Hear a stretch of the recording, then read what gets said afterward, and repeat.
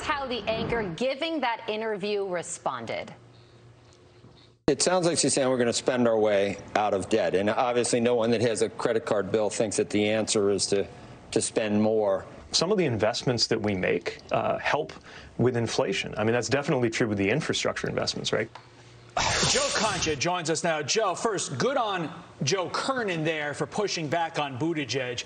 But this lie that the White House keeps propagating, that you can spend yourself out of inflation, when are they going to stop it? Because that is not economically viable from any economist, save for, I don't know, the 14 Nobel economists that Joe Biden always mythically raises.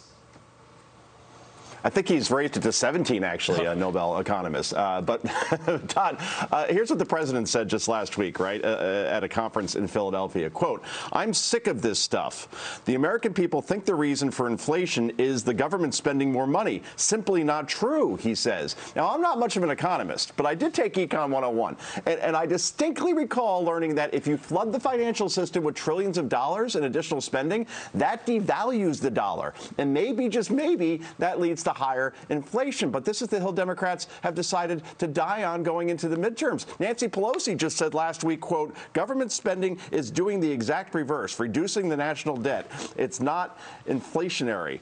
Government spending reduces the national debt? That is fascinating. And this administration, Democratic leaders in Congress, think that we're all stupid, that American families don't have budgets, that they don't feel inflation or gas prices. It's enough to make your hair hurt, Carly. Yeah, the Washington Post is going to need to fire up the Pinocchio cannon on that one. Want to play this clip from you from MSNBC. An anchor is wondering why President Biden isn't more popular right now. And listen to how they phrase that. Watch this. President Biden's not getting a Zelensky bounce. And when you look at the polling, it's fascinating to me the way these numbers have shaken out. Why doesn't Joe Biden get credit for doing the popular things Joe Biden does? Joe?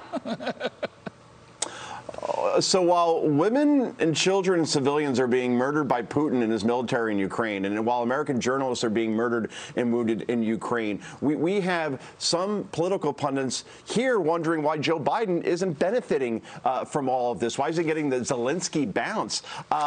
Look, what popular things exactly is the president doing? We talked about inflation. That's not popular. Gas prices at an all-time high. That's not popular. Murders at a 25-year high. That's not popular. Essentially an open border allowing millions into the country under this administration ain't popular. I'll leave it here, okay? There is an indelible impression of this president now. ABC News Washington Post poll last week showed that a majority of Americans don't think he has the, quote, mental sharpness for the job. And Brooke just talked about it yesterday, or during her report earlier, that a majority of Democrats now think that he either is not running in 2024 or they're not sure. That's his own party. So those are bells that are impossible to unring, guys, at this point, that the president either isn't up for the job or he ain't going to be around for a second term. And that's why he's not getting a bounce in the polls, because of what people are feeling on the ground and that they don't think he's the guy to fix it. Somehow that context didn't make its way across the street to MSNBC. Joe Concha, as always, we appreciate your insight.